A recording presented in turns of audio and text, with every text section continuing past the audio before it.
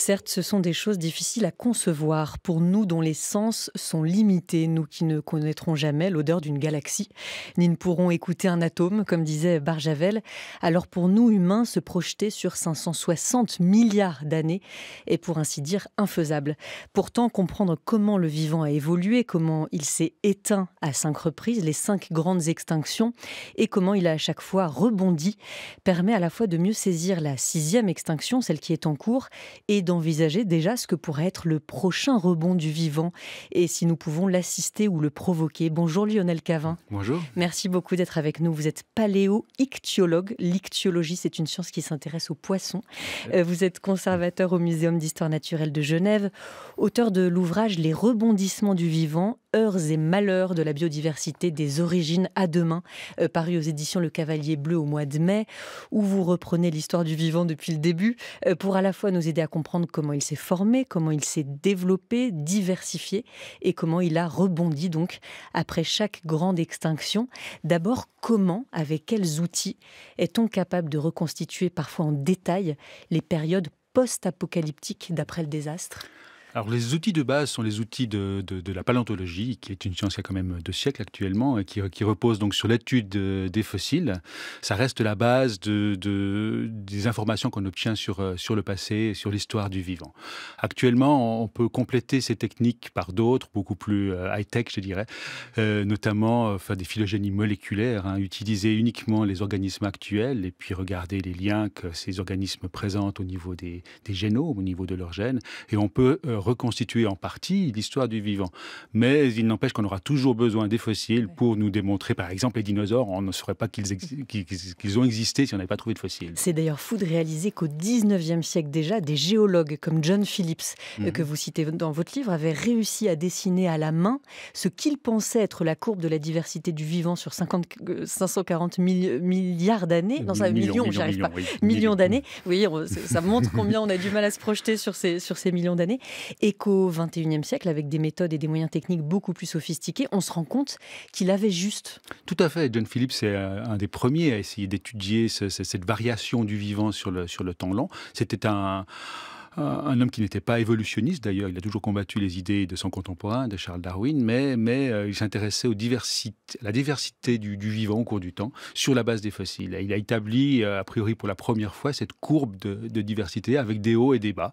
Et c'est lui le premier à avoir reconnu, par exemple, cette grande extinction à la fin de l'ère primaire et une autre à la fin de l'ère secondaire. En tout cas, c'est lui qui l'a illustré pour la première fois. Il va dans plusieurs régions du monde. Il le faut pour étudier les fossiles de différentes couches géologiques qui correspondent à des périodes. C'est le travail d'une vie, j'imagine. Et il faut aussi prendre en compte chaque contexte géographique. La distribution géographique des espèces dépend de plusieurs facteurs, leur déplacement, l'altitude, des événements qui ont pu être déterminants dans le passé, comme une éruption volcanique, etc. À chaque fois qu'on est quelque part, qu'un paléontologue est quelque part et qu'il étudie ces fossiles, ou un géologue, enfin bref, en tout cas, il doit prendre en compte un certain contexte pour reconstituer une histoire. Alors oui, il faut déjà comprendre la succession des couches géologiques, ce qui n'était pas encore évident à cette époque-ci, au 19e siècle. Donc, a priori, les couches les plus anciennes sont les plus basses, et puis ensuite on remonte comme ça à la série des couches géologiques, ça c'est la stratigraphie. On utilise d'ailleurs les fossiles pour établir une échelle.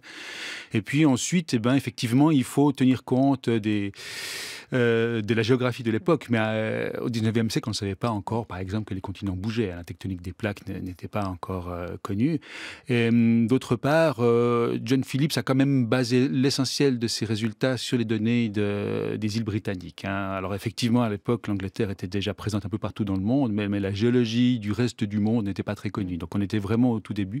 Et ces courbes reposent essentiellement sur les données des îles britanniques. Alors parmi les 5 extinctions que l'on connaît, qui ont été étudiées de long en large et continuent à l'être parce qu'elles ont toujours des mystères à dévoiler, est-ce que toutes sont dues à un événement ponctuel comme cette météorite à la fin du Mésozoïque? Oui. Alors, est-ce que c'est un événement unique, enfin, c'est-à-dire le même type d'événement, est-ce qu'il est ponctuel? C'est des questions qui sont débattues depuis plus d'un siècle actuellement.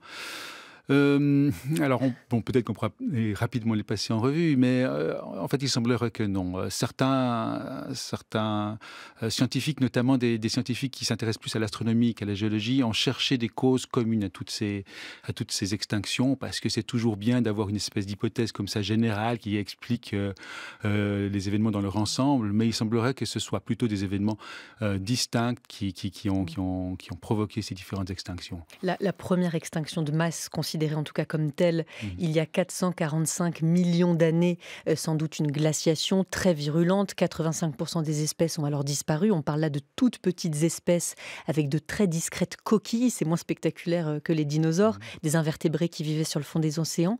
Après chaque grande extinction, et la deuxième a eu lieu près de 100 millions d'années plus tard, il n'y a pas encore de consensus sur sa cause, combien de temps met le vivant à rebondir et à partir de quoi, surtout, si 90% à ce moment-là du vivant a disparu? Heureusement, le vivant n'a pas entièrement disparu, aucune de ces des extinctions de masse. C'est sur la base des survivants que le vivant va redémarrer, va se rediversifier. Et ça, c'est un bon signe. C'est-à-dire que malgré la gravité de certaines extinctions de masse, le vivant a toujours redémarré. Évidemment, la question, c'est en combien de temps aussi, parce que on a l'impression que le vivant évolue très vite, mais en fait, il faut des millions d'années. Et souvent, c'est plutôt plusieurs centaines de milliers ou millions d'années qu'il faut attendre avant d'avoir une diversité qui redevient comparable à celle d'avant l'extinction. Même quand on parle d'une courte période, pour vous, c'est 1 500 000 ans, quoi. Voilà, 1 million d'années, c'est très court. Hein. Oui. Maintenant, on se rend compte, par exemple, qu'après la plus grande extinction de masse qui a eu lieu entre le Permien et le Trias, la vie a redémarré assez rapidement, c'est-à-dire moins d'1 million d'années avant l'extinction, après l'extinction. C'est ce que vous appelez, c'est la troisième, c'est ça, la mère des extinctions, la grande mort? Voilà, la grande mort, Big Dying en anglais, c'est la plus grave des extinctions. Oui. On l'attribue aujourd'hui à une série d'énormes éruptions volcaniques dans l'actuelle Sibérie et dont les épanchements de basalte ont couvert 7 millions de kilomètres carrés. Mais même après une catastrophe d'une telle ampleur, des espèces survivent, voire prospèrent. Quelles sont ces espèces du désastre?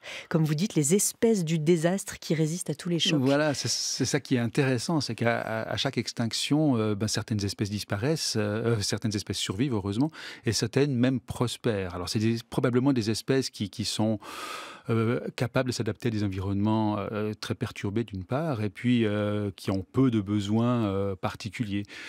Ce sont souvent, par exemple, à la fin de l'Ordovicien, 450 millions d'années, des petites coquilles qui devaient recouvrir à peu près l'ensemble du fond des océans et qui se débrouillaient très bien alors que les espèces plus spécialisées avaient disparu. Ça, on le sait parce que, notamment, il y a eu en Chine, dans des roches du sud de la Chine, on a découvert de petits escargots marins et des petits mollusques dont on sait aujourd'hui que ce sont des espèces qui ont prospéré après les éruptions. Alors que la température de l'eau avait dû considérablement augmenter à ce moment-là. Oui, tout à si fait. Tout le basalte s'était répandu dans les eaux. On a des estimations, des mesures de température de l'eau qui atteignent 40 degrés. Donc c'est vraiment des températures limites pour le vivant. Mais certaines petites espèces, c'est souvent des petites espèces, d'ailleurs on parle d'effets lilliputes, comme les Lilliputiens du roman. Ces espèces-là se débrouillent très bien et profitent justement du fait que les environnements ont été débarrassés d'une grande partie de leur biodiversité. Vous dites 40 degrés, mais c'est surprenant, parce que 40 degrés, c'est beaucoup, mais ça ne reste jamais que 3 degrés de plus que la température de l'eau du bain qu'on donne à un bébé, par exemple, alors que là, on parle d'une eau après des éruptions volcaniques. C'est fou que ça soit monté à 40, que à 40. Bon, alors c'est aussi des mesures qui sont des mesures moyennes à partir d'études géochimiques, isotopiques. Donc c'est plutôt des températures moyennes. Donc on devait avoir des variations avec des températures qui devaient peut-être dépasser les 50 degrés. Bien plus récemment, en 2023, on a aussi trouvé, toujours dans le sud de la Chine, un site datant de moins d'1 million d'années après la troisième extinction, avec des crustacés, des éponges, des mollusques. Donc déjà, ces espèces-là avaient ressurgi ou surgi. Voilà, alors on savait que ces groupes avaient franchi la limite puisqu'ils se sont rediversifiés par la suite, mais là on a été très surpris de découvrir une assez grande diversité. Alors vous avez cité ces invertébrés, et puis il y a parmi les plus grands prédateurs de cette faune, un animal qui m'intéresse beaucoup à d'autres titres, ce sont les sélacantes. Ce sont des poissons qui actuellement sont très très peu diversifiés, uniquement 2 espèces qui évoluent très lentement, et qui là, après cette grande catastrophe, ont visiblement profité justement de ces espaces fasse un petit peu débarrasser des autres grands prédateurs pour se diversifier. C'est le seul moment où ils ont été, dans leur histoire qui dure plus de 400 millions d'années quand même, qu'ils ont été un peu les grands prédateurs, l'équivalent des requins blancs, si vous voulez, actuellement. Donc ils ont profité, on voit que certains organismes profitent en fait de ces extinctions pour prendre la place pendant quelques millions d'années avant qu'ils soient remplacés par d'autres. Quand on regarde sur les courbes, donc il y a des rebondissements du vivant après une extinction qui sont toujours suivis de plateaux de biodiversité où pendant plusieurs milliers, parfois millions d'années, ça ne bouge pas trop comme pendant non pas une période post-apocalyptique, mais vraiment la période de l'évolution du vivant à l'origine. On l'appelle le milliard ennuyeux tellement elle a pris son temps, cette période-là. Et c'est un peu ça qui se passe à chaque fois. Alors là, effectivement, le milliard ennuyeux, c'est très ancien. Les organismes de cette époque-là étaient uniquement unicellulaires, même essentiellement des bactéries ou des archées. Mais plus tard, on a dans certains cas des courbes de diversité qui s'aplatissent et qui restent relativement constantes. Alors c'est assez difficile à expliquer. En fait, c'est pas que la vie n'évolue plus, mais c'est que le renouvellement au sein du vivant se fait en permanence, mais que la diversité n'augmente pas énormément. Ça, c'était vrai pour le Paléozoïque, ce qu'on appelle l'ère primaire également. Ça a duré presque 100 millions d'années. On avait des faunes qui se remplaçaient, mais la diversité globale n'a, semble-t-il, pas vraiment augmenté. Actuellement, si on ne tient pas compte des événements d'origine humaine, on serait plutôt dans une phase d'augmentation de la diversité au niveau de la faune mondiale. Et il semblerait que ça soit différent dans les océans et sur la terre ferme. La diversité a tendance à augmenter sur la terre ferme, en milieu continental, alors qu'elle semblerait être plus stable en milieu marin. Voilà, on ne parle pas là de biomasse, mais vraiment de diversité des espèces. Exactement. Alors la 5e des grandes extinctions à la fin du Cétacé, donc il y a 66 millions d'années. Crétacé, mais vous voyez, vous comprenez que ce n'est pas ma spécialité.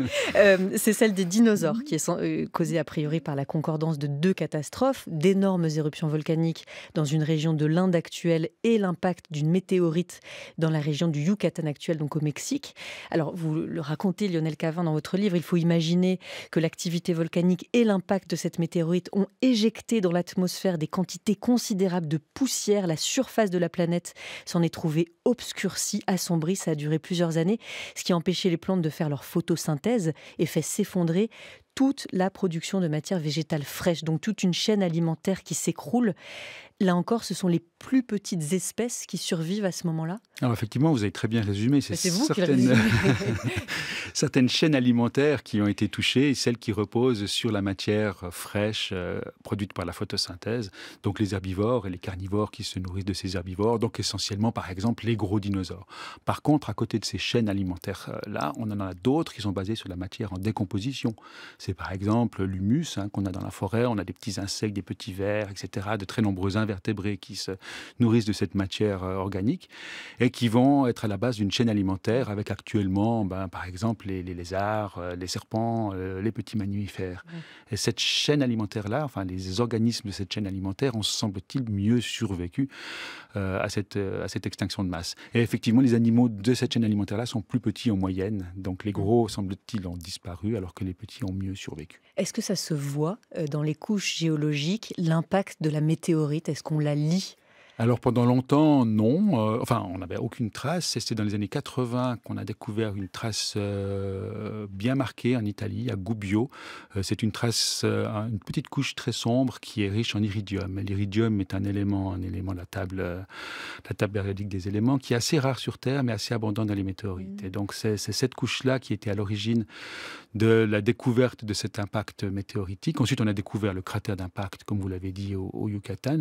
Et depuis quelques années, il y a un gisement dans le Dakota du Nord, aux États-Unis, où là, semblerait-il, on a vraiment un instantané de l'effet de cet impact sur les faunes de cette région. Et ça, c'est absolument incroyable. Il y a 20 ans, vous m'auriez demandé est-ce que c'est possible de voir les dinosaures qui sont morts suite à cet impact, j'aurais dit non, la probabilité est trop faible. Et là, semble-t-il, c'est encore très discuté, mais semble-t-il que dans ce gisement qu'on a nommé Tanis, les organismes, essentiellement des poissons, mais quelques autres également, seraient morts suite au tsunami provoqué par l'impact de la météorite. Donc ça, c'est quelque chose de tout à fait unique. Donc des sites fossiles formés précisément au moment de l'extinction de masse, qui est exceptionnel. Et ce qui est aussi exceptionnel, c'est que si on ne peut pas dater précisément à quelques milliers d'années près la chute de la météorite. En revanche, on sait qu'elle a eu lieu au printemps. Ça, c'est fou. On ne sait pas en quelle année, mais c'était au printemps. Oui, alors ça, c'est notamment, je vous disais que des poissons ont subi ce cataclysme. Et quand on fait des coupes dans les os de poissons, on peut voir leur croissance un petit peu à la manière des arbres. Hein. Chaque année, on a une couche supplémentaire. Et puis là, on voyait que la couche, la dernière couche, disons, en cours de formation, était encore très très fine. Donc probablement que les animaux, en l'occurrence, c'était des esturgeons, venaient de passer l'hiver. Donc c'était le printemps, sauf erreur, dans l'hémisphère sud. Donc l'automne dans l'hémisphère nord. Oui, bien sûr, il faut préciser ça. Pour subsister, Lionel Cavin, est-ce qu'une espèce sur le temps long doit se contenter d'être et de se reproduire, ou sur les échelles de temps qui sont celles du vivant, est-ce qu'elles doivent aussi évoluer ? Alors c'est mieux d'évoluer. Hein. Alors certaines espèces évoluent plus rapidement que d'autres au niveau morphologique ou au niveau génétique. On parle parfois des fameux fossiles vivants qui évidemment n'en sont pas vraiment, mais on sait que des espèces évoluent plus lentement, peut-être parce qu'elles occupent des environnements qui sont plus calmes, tout simplement. Mais de manière générale, une espèce doit évoluer pour survivre. Et ça, c'est un scientifique des années 1970 qui a proposé cette solution, qu'il a appelée d'ailleurs la Reine Rouge, hein, dans le roman de Alice au Pays des Merveilles. Alice au Pays des Merveilles. On a la Reine Rouge qui, en fait, si je me rappelle bien, est dans un paysage qui est en perpétuel mouvement. Donc elle doit se déplacer pour rester sur place, en quelque sorte. Et le vivant, ça serait un petit peu la même chose. Comme le monde autour de soi évolue en permanence, eh bien, pour subsister, il faut avancer, il faut évoluer. Donc on a une espèce de mouvement perpétuel, une évolution continue, pour tout simplement pouvoir subsister. Donc on n'a pas vraiment d'état à l'échelle de la géologie, à l'échelle de l'évolution, on n'a pas d'état stable comme ça. Parfois on voit la nature comme quelque chose d'immobile et de stable sur le temps très long, et en fait non, c'est quelque chose qui est en mouvement perpétuel. Donc on a une sorte de remplacement permanent des espèces qui se substituent les unes aux autres, comme vous dites, un bruit de fond régulier d'extinction d'espèces qui sont compensés par l'arrivée d'espèces nouvelles. Toujours. Voilà. Alors les espèces disparaissent ou évoluent, elles se transforment. Toutes ne disparaissent pas, mais on a aussi un bruit de fond d'espèces qui disparaissent. Alors au niveau des grosses espèces, c'est quelques espèces normalement par milliers ou par millions d'années. Hein. Ça reste quelque chose d'assez lent, sauf en période d'accélération, comme ce qu'on observe actuellement. Mais effectivement, on vit sur une planète où le vivant se transforme en permanence. Et donc, il faut des conditions optimales pour que les espèces puissent se diversifier. C'est-à-dire que si elles naissent et qu'elles meurent très vite, par exemple, elles n'auront pas eu le temps de se diversifier. Est-ce qu'il y a des conditions dans lesquelles une espèce se développe davantage et se diversifie davantage ? Alors il y a des causes internes probablement aux organismes. Certains organismes, par exemple, peuvent avoir des taux de mutation plus importants, ou alors des taux de reproduction élevés. Si vous reproduisez chaque année, forcément, les modifications vont se transmettre plus rapidement que si le temps de génération dure 50 ans. Et ensuite, il y a des conditions environnementales également qui peuvent être importantes et puis qui peuvent influencer. Par exemple, on a des lacs en Afrique où il y a une très très grande diversification des poissons, probablement parce que l'environnement aussi est favorable, ou en tout cas pousse.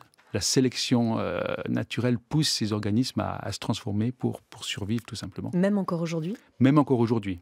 Tout ça se passe bien sûr à une échelle qui n'est pas l'échelle humaine. Quand on dit très rapidement, c'est à l'échelle du millier ou d'une dizaine de milliers d'années. Ce n'est pas à l'échelle de 10 ans. De la même façon, quand on dit que la chaleur de l'eau, par exemple, est l'une des conditions de reproduction ou de diversification des espèces, il ne faut pas qu'elle soit trop brutale, cette augmentation de la chaleur de l'eau. On constate une corrélation positive entre la température de l'eau et la diversité. Plus il fait chaud, plus on a une grande diversité. Mais attention, ça ne marche pas pour ce qui se passe actuellement. Ça, c'est sur le temps long, encore une fois. Mais si on réchauffe très rapidement un océan à l'échelle de quelques décennies, là, c'est très problématique pour la faune qui vit à l'intérieur. Est-ce qu'on peut dire, Lionel Cavin, que la Terre, ce qui ferait du bien à entendre, je le reconnais, mais que la Terre s'auto-régule, comme le fait un organisme quand il régule par exemple son taux de sucre, ou en ce moment avec la canicule, la température. Oui, alors tout s'autorégule, voilà, mais ça passe quand même par des phases qui peuvent être un petit peu dures à vivre pour le vivant et pour nous. Mais le vivant, dans quelques millions d'années, il sera toujours là sur la planète. Mais qu'est-ce qui va se passer entre-temps ? C'est ça qui est grave. C'est ça qui est perturbant, je dirais. Juste un petit mot encore pour savoir ce qui reste de mystère et ce qu'on ne connaît pas encore à la fois de ces 5 extinctions et des rebondissements post-extinction? Énormément de choses. Alors sur les causes, ça devient de plus en plus précis. Évidemment, il y a toujours des débats pour savoir est-ce que c'est plutôt la météorite, est-ce que c'est plutôt du volcanisme. Mais disons de manière générale, on commence à avoir des bonnes idées. Mais c'est vrai qu'on s'est beaucoup moins intéressé à ces rebondissements parce que c'est aussi moins spectaculaire. On préfère chercher la cause de disparition des dinosaures que la raison de la diversité des petits mammifères qui a suivi. Donc je pense qu'il y a aussi un intérêt de la part des chercheurs qui est plus orienté sur les extinctions que sur les rebondissements. Merci Lionel Cavin. On vous retrouve plus tard pour évoquer la 6e extinction en cours et les possibilités de désextinction. Alors ce terme fait débat, il renvoie d'ailleurs à des pratiques précises qui font polémique, mais il y a d'autres façons d'aider le vivant à rebondir. On vous retrouve tout à l'heure Lionel Cavin. Vous écoutez France Culture, il est 8h. 7h-9h, les matins d'été, Julie Gacon. Nous sommes toujours avec notre invité Lionel Cavin, paléo-ichtyologue. Alors, je le répète, l'ichtyologie, c'est une science qui s'intéresse aux poissons. Conservateur au Muséum d'histoire naturelle de Genève, auteur de l'ouvrage Les rebondissements du vivant, heures et malheurs de la biodiversité, des origines à demain, paru aux éditions Le Cavalier Bleu en mai. Nous avons déroulé tout à l'heure avec vous les 5 extinctions qu'a connues le vivant depuis 540 millions d'années. Alors on se sent bien petit, bien minuscule maintenant. Si on examine les choses à une échelle qui nous paraît plus facile à appréhender, on en vient à l'Anthropocène, ce nom proposé pour la période en cours, mais qui aurait commencé il y a 11 700 ans et qui se caractérise par l'impact direct des humains sur les cycles géologiques et climatiques. Il se trouve qu'il existe une commission internationale chargée de définir l'échelle des temps géologiques, on se croirait dans une nouvelle de Marcel Aimé, et celle-ci a refusé il y a un an d'inscrire l'Anthropocène dans sa charte officielle. Comment comprendre cette décision ? Oui, alors effectivement, cette commission, c'est la première fois qu'on en parle autant. Hein. Et pourtant, c'est une commission qui est très active, qui chaque année discute et décide de l'échelle des temps stratigraphiques. Hein. Donc tout le monde connaît, je pense, le Trias, le Jurassique, le Crétacé, mais en fait, ces périodes... Sauf moi qui dis Cétacé. Mais ça, c'est autre chose, c'est une baleine. mais en fait, ces périodes sont divisées en étages et ensuite en zones, c'est très compliqué, et tout ça est défini par cette commission. Et puis, les débats qui ont eu lieu autour de l'Anthropocène ont été très intéressants parce qu'effectivement, il s'agissait de savoir si on vivait dans une période nouvelle où l'humain intervenait en fait dans les cycles géologiques, les cycles chimiques, biochimiques, etc. de la planète. Donc si on influençait, si une espèce animale, en l'occurrence les humains, influençait la planète dans son ensemble. Et ça a été refusé. Alors beaucoup de gens étaient un petit peu choqués en pensant que les géologues, en fait, refusaient de reconnaître l'influence de l'humain sur notre monde. Mais en fait, c'est pas ça. Je pense que tous les géologues raisonnables sont conscients que l'humain a un impact énorme. Mais ce qui se passe, c'est pas une nouvelle période géologique, c'est un événement. C'est un événement, l'événement anthropocène. Ce qui existe actuellement, c'est comparable justement aux extinctions de masse qu'on voyait dans le passé. Hein. Déjà, une partie de l'extinction de masse est derrière nous. Hein. La mégafaune, en grande partie disparue. Et donc, on est dans l'événement. Et vous disiez, en fait, que ça commence peut-être à 11 700 ans, mais ça, en fait, c'est l'Holocène. C'est la période qui a été reconnue par la commission géologique, mais qui est déjà extrêmement courte, qui est quasiment invisible sur une charte, sur un tableau où on représente ces époques. L'épaisseur de l'Holocène, c'est souvent contenue dans l'épaisseur du trait de plume qui marque la différence entre 2 étages. Donc pour eux, on est toujours dans l'Holocène, c'est pas la peine de créer une nouvelle... Voilà, tout à fait. Mais par contre, on est dans un événement où effectivement, les humains modifient complètement leur environnement au niveau du vivant, mais aussi au niveau des cycles géochimiques, comme on le voit par exemple avec le CO2. Donc si cette commission chargée de définir l'échelle des temps géologiques a refusé il y a un an d'inscrire l'Anthropocène dans sa charte, c'est parce qu'il y a débat autour du choix du meilleur marqueur visible dans l'environnement pour marquer le début d'une action due à la présence des humains sur le système Terre. Alors par exemple, les géochimistes proposent comme marqueur les traces laissées dans les sédiments des lacs par les premières explosions nucléaires. Donc là, on serait dans les années 40. Les historiens cherchent des marqueurs liés à la révolution industrielle. Les archéologues ont d'autres propositions. Quant aux paléontologues, eux, ils proposent de chercher tout ce qui a trait à l'extinction de masse des espèces de grande taille, dont vous disiez, Lionel Cavin, que cette extinction-là, en fait, elle a déjà très largement commencé. Voilà, elle est en grande partie derrière nous. Et c'est lorsque l'espèce humaine moderne, Homo sapiens, est sortie d'Afrique, il y a environ 50 000 ans, a entamé un tour de la planète. Il est parti d'Afrique, il est arrivé en Asie, Eurasie, ensuite il est parti en Australie, en Amérique du Nord, en Amérique du Sud, et partout où l'humain est arrivé, la mégafaune a disparu. Alors pendant longtemps, en grande partie, pendant longtemps, il y a eu débat de savoir si c'était des changements climatiques, etc. Donc d'origine non humaine qui serait à l'origine de ces extinctions, mais les choses sont de plus en plus claires. Même si ces populations animales étaient peut-être affaiblies pour des raisons de réchauffement climatique, on était à la fin de la période glaciaire, il n'empêche que maintenant, on sait que l'humain est en grande partie responsable de ces extinctions. Donc on est déjà responsable d'une grande partie, enfin je dis responsable, oui, responsable coupable, je ne sais pas, mais en tout cas, la cause d'une grande partie de la disparition de la mégafaune, des gros animaux, est due aux humains. Et donc faire démarrer cet anthropocène à 50 000 ans, pourquoi pas, mais déjà 50 000 ans, c'est 5 fois plus vieux que l'Holocène qui existe déjà. Donc c'est pour ça que ce débat d'en faire une période géologique, l'anthropocène, à mon avis, doit être abandonné, mais il faut parler de l'anthropocène comme d'un événement. Voilà, quant à dire qu'il aurait commencé au XXIe siècle, ça n'a pas de sens non plus, parce que là, c'est vraiment au XXe siècle. Mais voilà, plutôt. quand on parlait de la météorite tout à l'heure, la météorite elle-même a eu des effets sur plusieurs milliers ou dizaines de milliers d'années. Toutes les éruptions, les incendies que ça a provoqué. Voilà, on considère ça comme un événement, on ne considère pas ça comme une période. On verra dans 2 millions d'années si effectivement l'anthropocène se prolonge, et là, on aura peut-être l'occasion d'en faire une période, mais dans 2 millions d'années. C'est vrai que quand on regarde les cartes, les traces de l'extinction suivent les étapes de la dispersion des humains sur la planète. Vous le rappeliez, Afrique, Australie, Amérique du Nord, Madagascar. Et cette extinction est de plus en plus rapide à mesure que le temps avance, donc à mesure que l'homme affûte ses outils et ses armes. Mais ça paraît quand même très étrange aujourd'hui de voir que des populations humaines nomades, au départ formées de petits groupes familiaux avec un matériel de chasse très simple et léger, que ces petits groupes humains aient eu une telle action de destruction sur les animaux les plus lourds et puissants dès le début. Oui, c'est effectivement étonnant. Alors, on constate qu'en Afrique, c'est là où la mégafaune a le mieux survécu. Donc, c'est les éléphants, les girafes, les buffles et compagnie.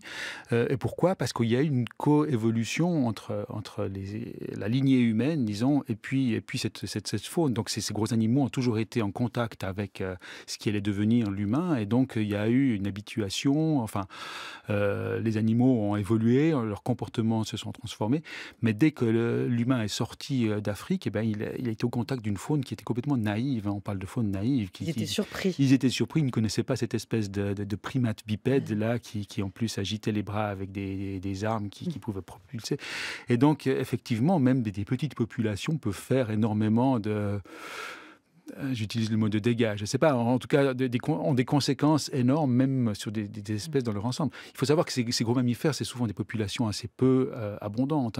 Les mammouths, il devait y avoir quelques dizaines de milliers, ou bon, je ne sais pas les effectifs, mais c'est probablement assez facile à éteindre. Et surtout quand l'humain est arrivé en Australie, par exemple, où là c'était uniquement une faune de marsupiaux, ou les kangourous et autres, qui n'avaient jamais vu ce type d'espèces arriver et se sont probablement laissés massacrer très facilement. Vous expliquez, Lionel Cavin, qu'il y a environ 2 millions d'années, le poids moyen des mammifères à la surface de la Terre était de plusieurs centaines de kilos. Puis leur poids a d'abord progressivement diminué, avant de diminuer beaucoup plus vite durant les 120 derniers milliers d'années, pour les raisons que vous venez nous expliquer. Aujourd'hui, le poids moyen d'un mammifère est inférieur à 10 kilos et les ours, éléphants, tapirs ne sont plus que les derniers représentants d'une faune autrefois abondante et diversifiée. Les prières de Romain Gary, par exemple, sont restées lettres mortes. Il s'agit, d'assurer, quelles que soient les exigences du progrès, de la marche en avant de l'humanité, quelles que soient les difficultés de notre tâche et quels que soient les périls qui nous menacent, de nous encombrer des éléphants, c'est-à-dire de laisser une marge suffisante pour que tous les droits essentiels de la personne humaine, tout ce qui fait l'homme, tout ce qui constitue notre patrimoine humain essentiel depuis toujours, soit sauvegardé. Ce soit quel que soit le parti, quelle que soit l'idéologie, quelle que soit la tâche, quelle que soit l'entreprise, quoi qu'on fasse, quels que soient les dangers et le péril qui nous menacent, il faut nous encombrer des éléphants. Il faut nous encombrer des éléphants, disait Romain Gary. Ah, c'est magnifique, je ne connaissais pas ce passage, mais c'est exactement ça, quoi. Il est tout à fait prophétique, ce passage. Et les éléphants, c'est tout à fait emblématique, parce que, bon, quand on pense éléphant, on pense savane africaine, on pense monde sauvage, mais il faut bien être conscient que les éléphants posent des problèmes notamment dans de nombreux pays africains où il y a une cohabitation difficile avec l'humain. Mais on considère que c'est normal, parce que l'Afrique, c'est un petit peu encore l'Éden sur Terre, et c'est là où doivent vivre ces éléphants. Et c'est vrai. Karen Blixen a laissé des traces, et pas seulement elle. Oui, j'espère que ces éléphants, effectivement, qu'on fera tout pour les sauvegarder, mais peut-être ailleurs aussi qu'en Afrique, parce que nous, en Europe, on a de la peine à accepter nos quelques loups et nos quelques ours, mais on veut que toute l'Afrique garde ses éléphants. Donc il y a aussi un décalage là d'ordre anthropologique entre les différentes régions du monde. Et c'est compliqué, mais il faut faire des efforts pour y arriver, mais c'est compliqué. Et la faune marine, cette fois, Lionel Cavin, que vous connaissez extrêmement bien, qui semble remplacée progressivement par les méduses, qu'on n'aime pas trop, les méduses avec leur sac rubescent, gélatineux, irisé. Ces méduses qui savent flotter aussi gaiement qu'une bulle de savon, leurs filaments pourpres, longs d'1 mètre, les suivent, semblables à quelques traînes perfides, disait le narrateur du Vieil homme et la mer dans Hemingway. Mais on a l'impression qu'elles ont tout remplacé. Ce sont elles les nouvelles espèces du désastre, ces nouvelles espèces post-apocalypse. On n'est pas encore tout à fait là, mais on se rapproche un petit peu. Et effectivement, en mer, bon, on en parle, il y avait tout à l'heure un reportage sur la mer, la pêche en mer, notamment le chalutage, et c'est tout à fait catastrophique, effectivement. La taille moyenne des poissons diminue de manière très, très importante. Et effectivement, la biomasse en milieu marin probablement ne diminue pas tant que ça, mais c'est le type d'espèce qui se transforme complètement. Les grands poissons disparaissent. On le voit d'ailleurs en histoire de l'art, sur les tableaux des peintres hollandais du XVIIIe siècle. Il y a des scènes de marché où on voit des poissons gigantesques sur les étals des marchands, et c'est impossible d'imaginer des poissons de cette taille aujourd'hui. Et les pêcheurs eux-mêmes, même quand ils vivent de la pêche, ils reconnaissent quand même qu'il y a beaucoup moins de ressources aujourd'hui que quand ils ont commencé. C'est toujours la référence. Voilà, c'est ce qu'on appelle la référence glissante, c'est-à-dire on se rappelle ce que faisait notre père, éventuellement, ce qu'il pêchait, puis on se dit, ah oui, il pêchait des poissons plus gros, mais notre père se rappelait que son grand-père pêchait des poissons encore plus gros, et on a vite tendance à oublier ça. Mais si on remonte cette chaîne de référence glissante, justement, on se rend compte que la taille moyenne des poissons est devenue minuscule, quoi. Mais encore une fois, est-ce que les méduses sont les espèces du désastre quand on voit aujourd'hui qu'il y a une centrale nucléaire mise à l'arrêt dans le Nord parce qu'il y a trop de méduses de pélagia qui aujourd'hui flottent dans les océans et qui ne permet pas d'utiliser l'eau de refroidissement, et puis bon voilà, on en voit partout maintenant. Voilà, oui, alors c'est difficile de faire et puis je ne suis pas spécialiste de la question, de faire des liens directs, disons, entre la diminution la biomasse de poissons et des méduses, mais probablement. Et il y a aussi justement les effets du réchauffement climatique où visiblement les méduses en profitent bien. Il y a aussi les oiseaux. À l'heure où vous terminiez votre livre, vous appreniez la reconnaissance officielle de l'extinction du courlis à bec grêle que plus personne n'a vu en France depuis 1968, et pour la dernière fois au Maroc en 1995. On sait que l'agriculture et le drainage des zones humides sont identifiés comme les causes de sa disparition. Donc les poissons sont pêchés, les oiseaux meurent, les grands fauves sont en cage et les microscopiques sont tenus en respect. Et là, en revanche, cette grande extinction-là des insectes et des minuscules petits organismes vivants, vous dites qu'on n'en est qu'au début de cette extinction de masse. On n'en est qu'au début, et c'est beaucoup plus difficile aussi à estimer. Estimer les populations de grands singes ou d'éléphants, c'est relativement facile.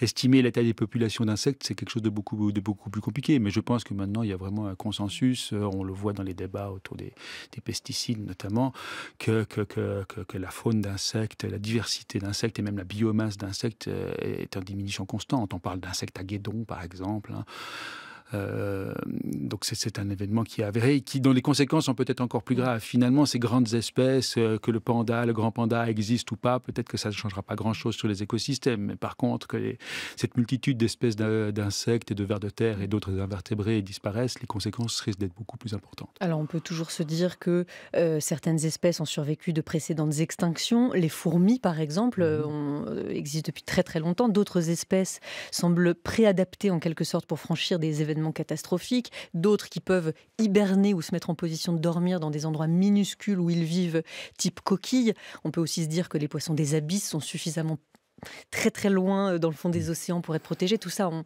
ne sait pas, c'est difficile à dire.